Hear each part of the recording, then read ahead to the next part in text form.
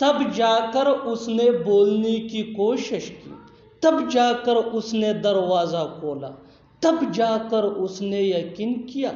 ऐसे जुमले हम अपने डे टू डे लाइफ यानी रोज़मर्रा ज़िंदगी में ज़रूर बोलते या सुनते हैं। इन जुमलों में हम कह रहे हैं तब जाकर, इसके लिए आपको यूज़ करना होगा इंग्लिश में देन एट लास्ट। आइए कंप्लीट स्ट्रक्चर देखते हैं।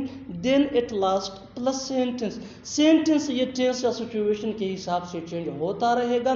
देन एट लास्ट ये वही का वही रहेगा, विच मीन तब जाकर। अच्छी तरह समझने के लिए कुछ मिसालें देखते हैं। तब जाकर उसने बोलने की कोशिश की। देन एट लास्ट ही try to speak, then at last ही ट्राई टू स्पीक। तब जाकर उसने दरवाज़ा खोला, देन एट लास्ट ही open the door, then at last ही ओपन द डोर। तब जाकर उसने यकीन किया, देन एट लास्ट ही बिलीव्ड, देन एट लास्ट ही बिलीव्ड। बिल्कुल हम इस स्ट्रक्चर को स्टेप बाय स्टेप फॉलो कर रहे हैं। आप भी इस फार्मूले की मदद से सीख सकते हैं, बना सकते हैं। ऐसे हज़ारों जुमले अंग्रेजी ज़ुबान में आसानी say that can be really helpful. अच्छी तरह समझने के लिए एक और मिसाल देखते हैं। One more example for better understanding.